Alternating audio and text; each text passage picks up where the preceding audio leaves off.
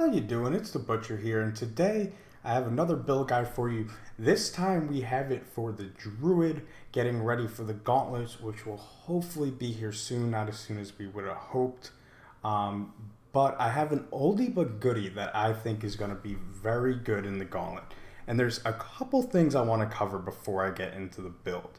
So the way I have this set up, everyone is speculating because of the footage that they showed, it was around a tier 70, that is what the Gauntlet will come out being. I have a hard time believing that because they're releasing it later in the season. I think it is going to be quite a bit tougher than that.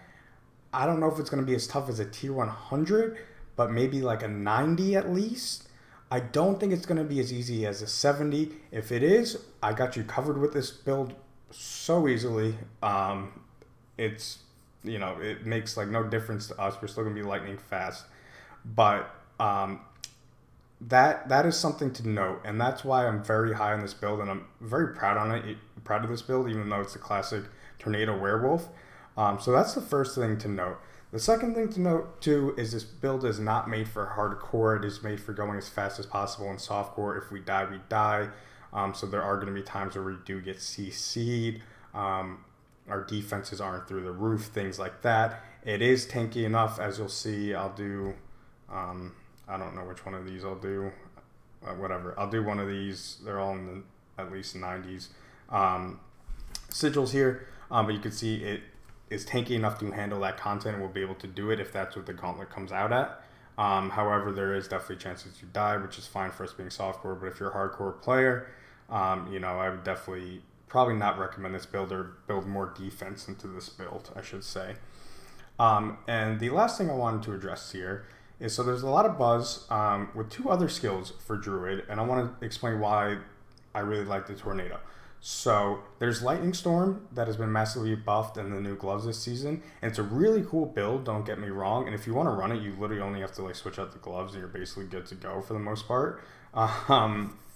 But the problem with Lightning Storm is you literally have to stand still as you use it. So for the Gauntlet, where we want to try to fly through the content, that I don't think is going to be as good. The second ability that I see a bunch is Shred. And so this, people are showing it off at like tier 70s, and it does super well, it's super fast. But as you get into 90s towards 100, it drops off a cliff in my opinion. I've tried it out. I still might make a build guide on this because if it does end up being tier 70, Shred might be the best build. This might be a close second. This is still really good for 70, and you'll see what we do to just blow through that content even easier. But I did want to make note of that. So, Shred could potentially be an option. Again, Lightning Storm could still be an option as well too. I just think the standing still is a big thing. So I think it's going to come down to these two builds. Pulverize just a little too slow. But yeah, so I wanted to make a note of all those things first, but now let's actually jump into our skill tree. We're actually not taking generators, so put those 2 points wherever you want. Max out Tornado into Raging. Take 3 points into Predatory, 3 points into more speed over here. We're not taking Wild Impulses. This is bugged, where it's only giving additive damage instead of multiplicative, and it's not worth all the extra spirit cost for additive damage. So don't take that at the moment. Down here, we're going to be taking Bulwark into Preserving. We're going to be taking Bloodhowl into Preserving as well, too, for the extra attack speed. Ancestral Fortitude to cap our reses. Vigilance to give us some DR. We don't have a ton of DR in this build, too, like I said, but this does gives us some. When we use one of these two skills, which we're using a lot, we get 50% DR for 6 seconds. Down here, we're actually going to be taking all the pets. You could probably guess for the Shepherd's aspect. And then the only one we're going past one is the Ravens for the 2 additional ones. We are putting 3 points into Nature's Reach. Down here we have 1 point into Neurotoxin, 1 point into Toxic Claws, and the big boy in Venom we have 3 points into it plus 3 from our Amulet. Over here we are taking 3 into Defiance, 3 into Circle of Life, 3 into Resonance. We are taking 1 into Quick Shift, 3 into Heightened Sense, 3 into Natural Fortitude, and we kind of have an extra point, so we throw it into Defensive Posture right here. And then our key passive is Nature's Fury. And we're using Nature's Fury because we're using Tibalt's Will. We're not using a generator. We're going to generate our resource by mainly becoming unstoppable. and we're going to be doing that through Earthen Bulwark mainly. For the easier content, I would probably, however, drop Bloodhowl in favor of Trample as just another form of Unstoppable to keep your Unstoppable up as much as possible. You also trample forward very fast too, which is nice. But for this right now, we have Bloodhowl in there. Even for the easier content, Bloodhowl is still very good. You get the attack speed and everything. I forgot to show the Spirit Boons. So we have Wariness. We are taking our 2 in the Deer here. So we're taking Iron Feather and Avian. If it is level 70, I would swap this Iron Feather, this max life, over the Scythe. We shouldn't need it. We're taking Energize to keep our Spirit up. You can also take Bolster if you want it as well too. And then we're taking Machinist or whatever it is over here because there's really nothing else we can take, unfortunately. And then for actual gear, we are putting rubies in our armor here. And we're going to be running a Tempest Roar to make that Tornado or Werewolf skill. We have a straight DR vest, or chest piece, I should say. And I like to have the max life on here because we're not taking it on either ring. However, you could just throw another defensive DR thing on there. We have close from down here and from our Paragon board, so I would maybe recommend like a Fortified or something like that. You could throw in Sapphires in here as well too if you wanted, but I prefer the life. But yeah, straight DR in here, and then we're taking Symbiotic on here, and I'll get to these in a minute. Where we're taking Symbiotic on here, so when we do trigger that key passive, the Nature's Fury, our cooldowns of the opposite type are reduced by 5 seconds. So in this case, as we're spamming Tornado, whenever we trigger that, our Bulwark is reduced by 5 seconds, and that's how we're going to be able to cast it and keep Unstoppable up a decent amount of the time. It's not 100% uptime. That's where Trample would definitely come in nice. If it is easier, we would basically have 100% uptime on that. But either way, our gloves here, we're using Storm Chases. We're taking attack speed, crit, lucky hit, and ranks of Tornado to Bolt right here, like I mentioned before. Then our boots, we have Ghost Walkers for crazy movement speed. And then on here, we have movement speed, total armor, and werewolf form. Very important to get a high roll on that. I like damage reduction while injured for the harder content. If it was easier content, you can do something like all stats or more willpower or something. And then spirit cost reduction. Then for our weapon here, we're using emeralds in here, and we are actually using a staff because I like the little bit more attacks we get compared to something like an axe that a lot of people use, which is 0.9 attacks per second compared to 1.0. We have all stats, willpower, close and distant. That'll be important for a big Paragon node. And then we have the shepherds on here. That's why we're taking the pets. We're not actually using the pets really, but over for our jewelry, we're using skulls and all these to get our armor up. And we have our amulet here. We have retaliation, so the more fortified we have, we can get up to 45%. So a big damage multiplier. We have tons of damage multipliers, and that's something that's going to be awesome. So damage multipliers from Debalts. Damage multiplier here. We want movement speed. We want armor, either regular or werewolf form. I prefer regular. This thing literally cost me 1 billion gold to get armor on it. It was ridiculous, but it's getting something with 3 ranks of Envenom, movement speed, and spirit cost reduction. It will literally cost you 1 billion just to buy, and I had this, so I was like, screw it, I'm gonna keep rolling until I get it. But it literally cost me probably like 1 billion. I think I rolled it a couple times after to try to get a higher roll because I was already in so deep. It is ridiculous. That's besides the point. We are using one Uber Unique, and that is Starless Skies. It's not mandatory, but it does definitely help. This will give us another damage multiplier. It'll help keep our resource costs down. And then it has great affixes for us. So crit strike chance, crit strike damage, core skill damage, and lucky hit chance. If you don't have that, you could throw something like Edge Masters on there, I would recommend. Or any type of offensive aspect really that you want. You could do something like accelerating if you want more attack speed. But I would take the same affixes we have over here, which is crit strike chance, crit strike damage, close and distant. You'll actually get a bit more from our Paragon node without using this, but I think the Starless Skies is better just because we do get that damage bonus from here. But on here we're using Stampede to get the extra companion. So in total we have 3 wolves, we have 2 poison creepers, and we have 4 ravens for a total of 9 pets, which gives us 180 times damage multiplier. Sometimes the wolves will die occasionally, so it could dip a little bit. But that's what we got right there, and that is all the gear. The changes we make for the easier content is we pop on Mad Wolf's Glee, and then we put Symbiotic on the boots here. And so this is 15% movement speed, this is 25, but we don't have permanent uptime on this, so this is actually overall just faster. You absolutely fly with this. And then we get +3 ranks to our tornado, so it just does massive damage. So that's the change we make for the easier content, and we'll breeze through it, basically one-shot everything. But I have a feeling it will be a lot tougher than we think, like I said. So I'm going to be showing off the higher tier Nightmare Dungeon or Vault or whatever we're going to do. But keep in mind that when a lot of people are showing off these builds, they're doing it in easier content. This is going to be in harder content, so if it is easier, we'll just blast through it that much faster.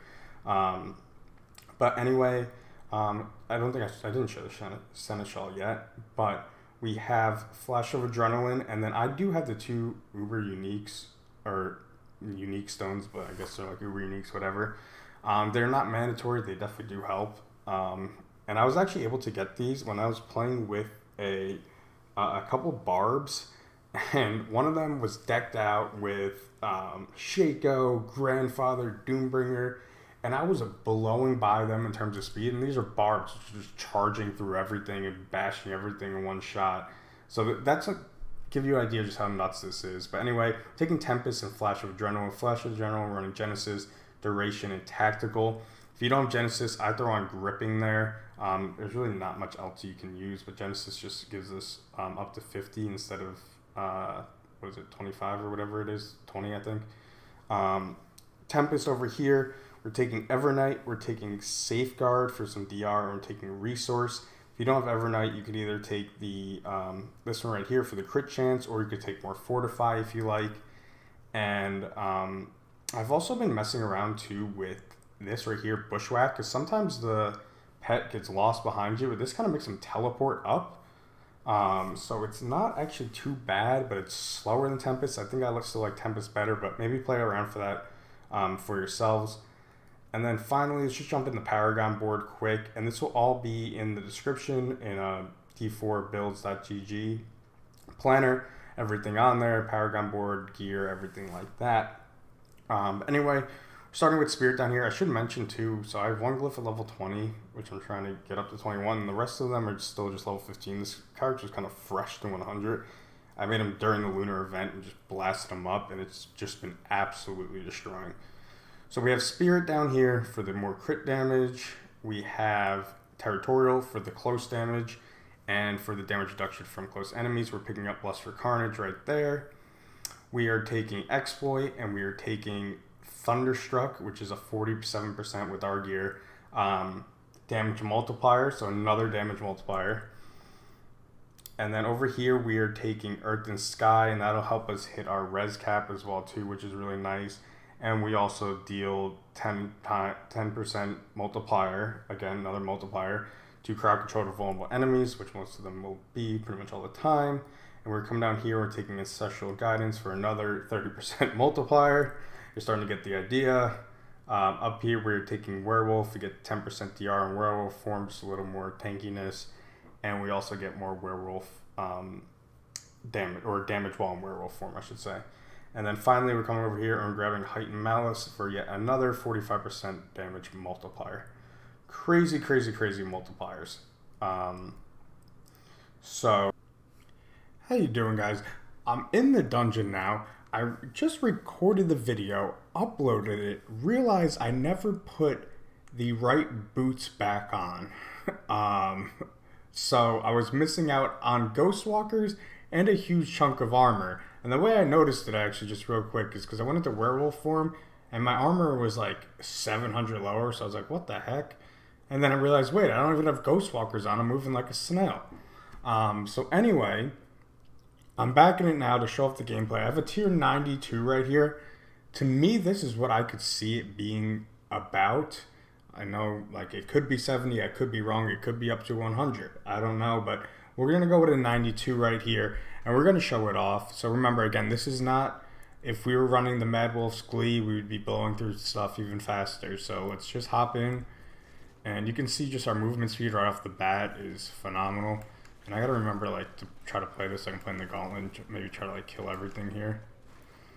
And you can see like if we just cast these and run away, stuff dies in the background. Look at our Blood Howl cooldown if you just saw that. Because every time an enemy dies, it decreases. So look at that. That's all enemies dying, if that makes sense. So I'll try to do it again. If I can get it, look, see, that's all enemies. You see when it goes down like that? That's me hitting it, running away, and those enemies are just dying. I know they, like, during the Gauntlet, we're going to have to, like, pick up stuff, but it's going to be the same, so we should know from which monsters we have to and from which we can just cast and run. And even right now, it's still taking out monsters, so kind of nutty. Like I said, what am I even supposed to do? Return the Bloodstone to the pedestal. Okay, sure. But yeah, I mean, you can see the damage and the speed of this, and again, this is a tier 92.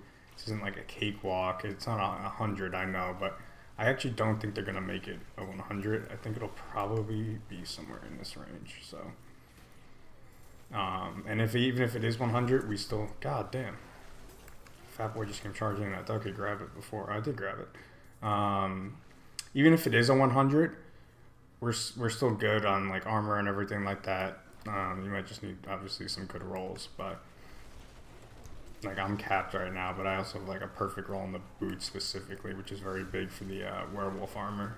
I also don't have a very good roll in my amulet, so it shouldn't be all that bad. I can't believe I recorded it and messed it up, so I apologize for the choppiness in the video. You're probably like, what the heck just happened? But I mean, you can see the speed that we are able to clear these. It's rather nutty. Okay, I don't even know what I haven't ran regular Nightmare Dungeons in forever, but I figured this was a better representation than a vault.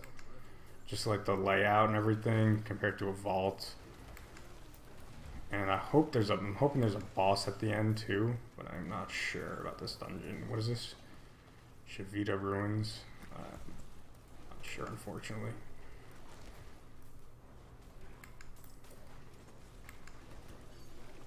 See, like you can see, obviously the elites didn't go down right there, but basically that whole mob, I threw like 2 or 3 tornadoes in there, and they just wiped them all out.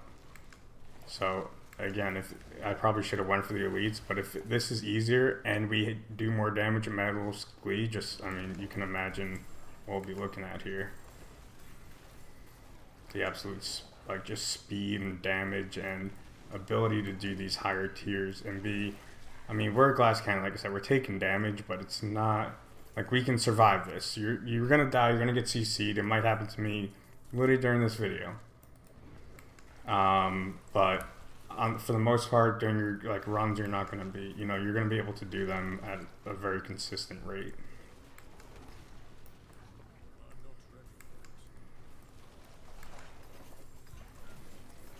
I really do like either boots with 3 evade charges or ones that reduce the cooldown with attacks. So you basically have it up all the time with both of those. Where the heck is this other thing? I mean, I know I'm not clearing that this fast, but I also have no idea what I'm doing. I've literally gone through the entire map. I just prefer that. You can cast tornadoes, kind of evade through them. You can get the ones that have the movement speed bonus, but I mean, I feel like we don't need that personally. I'd rather have, where the heck is this other? I mean, you can see that just the raw damage is crazy. It's gotta be over this way. And then our movement speed, I mean, for a Druid, we are flying. Now, you don't have the teleport like Shred, but unlike Shred, we have definitely more damage, and we don't really fall off at the higher tiers. We're still fine. And we can kind of just leave it and go instead of having to keep walloping on them, or else they're obviously not going to die. So that's the advantages I see. And like I said, Shred could still be very good. I might put out a build guide for that too. I have like most of the gear already. And I've played around with it a bit, but this is what I'm really liking right now. And this gives you a very safe option to like start out with if you want to build towards it, because like I said, you'll be able to do either iteration, whether it's higher than we thought or it's right at that like 70 mark. You'll be good for both. Is this a boss? I hope. Okay. I'm not gonna grab the shrines. Okay, this is a boss, right? Yeah. Is this the guy that dazes you all the time? Oh, no, it's not. And you can see our single target damage is, I mean, plenty. Just obliterated. Again, imagine if we had more damage as a tier 70. But that's going to do it. You can see my glyphs are actually different than before because I've done it, and then I did another dungeon when I realized that I had the wrong boots on, and now I'm back here. But I hope you guys enjoyed. It's been the Butcher. That is the video. Super fun, super good build, and like I said, link down in the description. I'll be back again with some more videos leading up to the Gauntlet, which we hopefully get sooner rather than later. I know it's not coming the 13th, but hopefully a week, maybe 2 after that max. So it's been the Butcher. See ya.